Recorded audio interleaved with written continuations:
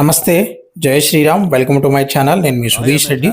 PB8 episode number 78లోకి స్వాగతం, సుస్వాగతం. ఇలా నాగార్జున గారు వచ్చి హౌస్లోకి వెళ్ళి ఒక ఫోటో చూపించారు. ఫోటో చూపించి రోహిణిని ఎవరో చెప్పమంటే వంగి తొంగి చూసి మరి యష్మి అని చెప్పేసింది.